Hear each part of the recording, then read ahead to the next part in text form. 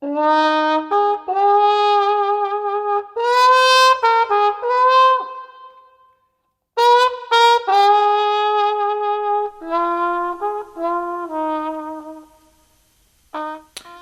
every fiber of my being, I'm going to try to make this a short video. No promises. We're in the end game now, folks. The end game. Only 3-4 days left until the election. And it is time to get our game on. Now, you've heard this before, and you'll probably hear it again. This is perhaps the most important election, definitely, probably in our lifetime, if not this century. That may be premature, as this is only 20 years into it, but still, it's pretty damn important. Never before in the history of this country have we seen what we've been seeing, okay? Where you have never Trumpers and Republicans like those who make up Project Lincoln, the Lincoln Project. These are people who worked for and voted for Reagan, both Bushes, McCain, Romney, who used their dark magic in order to advance the Republican Party for decades, have now turned the corner and using everything in their power to elect Joe Biden.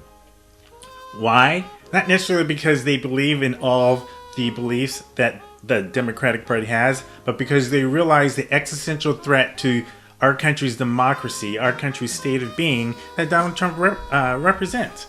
So don't be gaslighted into thinking that you're just a partisan hypocrite because you're complaining about things that they also complain about. Like, they're trying to equate what Trump has been doing with what politicians have been doing throughout history, and it's not.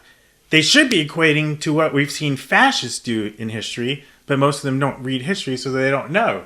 The fact that he basically advances a platform on this nationalistic pride, that he constantly tries to denigrate and destroy trust in all forms of media, unless it's media that props him up, like Fox News or Breitbart or the Daily Wire or something along those lines. Unless it's propping him up and putting forth his agenda, he wants everyone to believe that all media is wrong. That is classic Fascism 101. The fact that you can destroy trust in all forms of media so that there's no one left to hold leadership accountable. I mean, that's what Hitler and his like was doing way back in the late 20s and 30s. And so when people compare Trump to Hitler, that's one of the reasons why they're doing that. So on one end, you have like these never Trumpers. Then on the other side of the spectrum, you have the likes of AOC and Bernie, who are doing what they're doing in order to bring him down. So you have these two diametrically opposed forces, millions of people on each side of the political spectrum, all working to bring down a common foe. And I didn't want to have to do this. Actually, I didn't want to do this. I have to use a movie analogy. I just have to. And I think about the Battle of the Five Armies from The Hobbit. Now, I'd rather not use the Peter Jackson version because it sucked. Maybe you can go back to the 1977 animated version. That one was pretty cool. Or hell, just go back to the original source material from J.R. Tolkien. But this idea of the dwarves and the elves and the men, all sworn enemies, particularly dwarves and elves, hated each other, coming together. They're about to go to blows until this common foe, the orcs, the goblins, are coming, riding on wolves. Make your own analogies. Personally, I would say the dwarves are kind of like the GOP. They're never Trumpers. I would say the dwarves because they're into like money and stuff like that. I'd probably say like the Bernie Bros and AOC. They're like elves because they're like into the earth and that kind of thing. And then men are probably like regular Democrats. They're still kind of shady. They have their issues, but a lot of them are not too bad. And then by reason of elimination, you can figure out who the orcs and the goblins are. So this common foe that's coming, and these people who are normally predisposed to fight against each other are coming together in order to make a change. That is amazing. And that is what's happening in this country. It's never happened before. Never before have you seen people on either side of the political spectrum working together the way they are to bring down a president. That is powerful. That, in and of itself, proves that we are in uncharted territory. We are in the end game.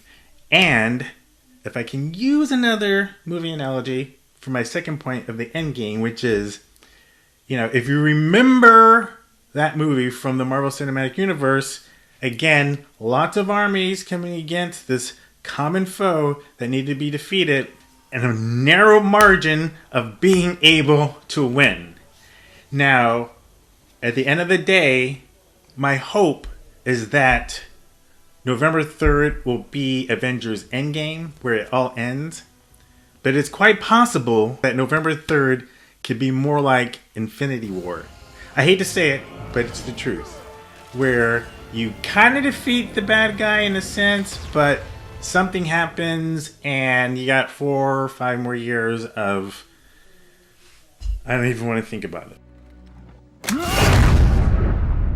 I hope and pray that we have an Avengers Endgame Tuesday. One way that can happen is if you realize that and you go out and you volunteer to make phone calls, volunteer to canvass, volunteer to make texts, get your friends and family to vote. You vote if you haven't. Don't mail it in at this point. Just take it in. Don't be intimidated. And, people say you got to vote like your life depended on it.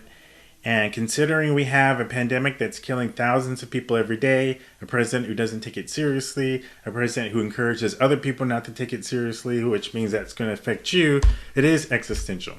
It is life or death. Not only for you, but for people who look like me, and you have a president who does nothing to really try to change what's happening in this country that results in so many people of color being killed by the law. I want to come out of this feeling proud to be an American. And I love this country. If I didn't, I wouldn't be making this and the other videos that I've made. And I hope that we can return some semblance of mercy, justice, decency to this country, because this president and this administration has practically obliterated it. I'm Ron Dawson, and I approve of this message.